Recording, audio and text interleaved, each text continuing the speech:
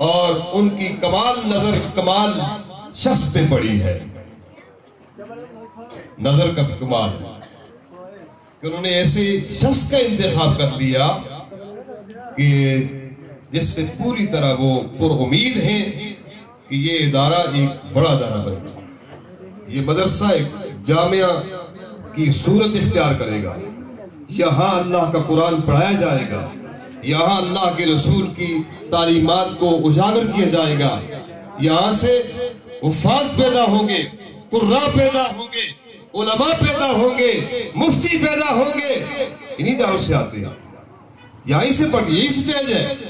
اس سے سب نے گزر کے آنا ہوتا ہے۔ اللہ تعالیٰ مولانا شفقت صاحب کے اخلاص کو مزید وسعت عطا فرمائے، اللہ مزید اخلاص کو قبول فرمائے اور اس کو ایک بڑا جامعہ بنائے۔ حضرات گرامی، تمام علماء میں زیادہ وقت عائل ہونا علماء کے درمیان اور بالکل خصوص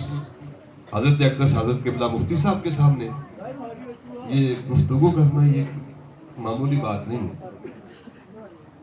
یعنی کہ میں بہت ہی کمزور قسم کے انسان ہوں، ناچیز ہوں، آپ سب کے قدموں کی خاک کے برابر بھی نہیں ہوں، تو حضرت جیسے حضرات تشریف فرما ہو اور زیادہ وقت دینا میں بالکل غیر مناسب سمجھتا ہوں۔ تو تمام علماء جو آج یہاں تشریف لائے،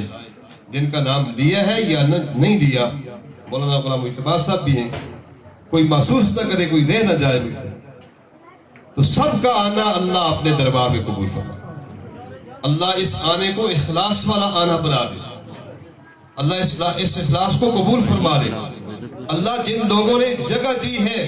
اللہ ان کے اخلاص کو بھی قبول فرمائے، اللہ شفقت صاحب کے اخلاص کو بھی قبول فرمائے۔ تو تمام حضرات جو یہاں تشریف لائے ہیں علماء کرام، میں ان کا بھی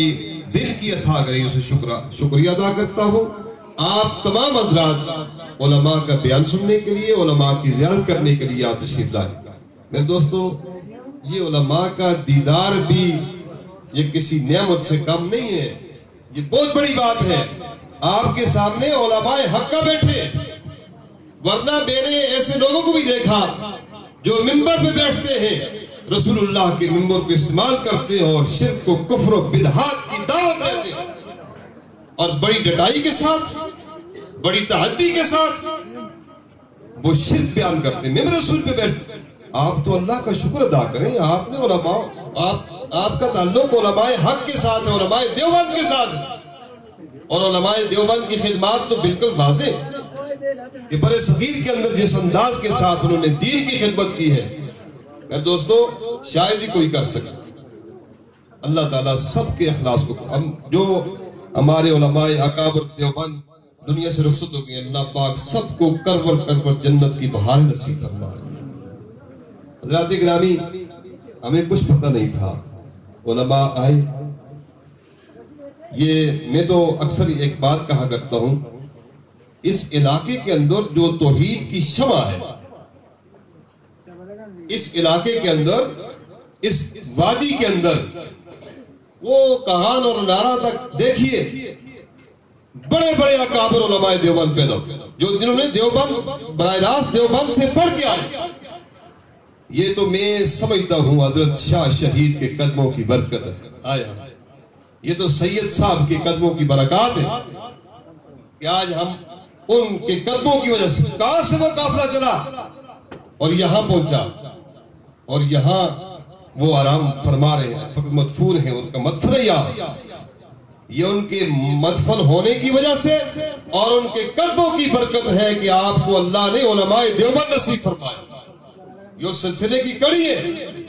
جو دعوت لے کے آئے۔ اللہ تعالیٰ ان کے بھی درجات بلند فرمائے۔ اکابر دیوبند جو دنیا سے رخصت ہو گئے، ان کے بھی اللہ پاک درجوں کو بلند فرمائے۔ جو یہاں موجود ہیں ان کے لیے آپ دعا کریں، میں بھی دعا گو ہوں کہ اللہ پاک جو علماء کرام دین کی خدمت کر رہے ہیں، اللہ ان کو اس کا بہترین نعمت بدل عطا فرمائے، کو بدلہ عطا فرمائے۔ میں تمام حضرات کا شکریہ ادا کرتا ہوں جو یہاں تشریف لائے، بالخصوص حضرت اقدس حضرت قبلہ مفتی صاحب دعوت برکت، یہ ہمیشہ شفقت فرماتے ہیں ہم ان کے قدموں کی خاک کے برابر بھی نہیں ہیں. تو اللہ پاک کا خاص کرم ہوا ہے. حضرت مفتی صاحب آج یہاں حضمت قرآن کے حوالے سے یہاں اپنے مواعظ حسنہ سے ہمیں مستفید فرمائیں گے. اللہ تعالیٰ ان کا آنا بھی، تمام علماء کا آنا بھی، آپ سب کا آنا بھی اپنے دربار میں قبول فرمائے. ھذا ھو المرام واللہ اعلم.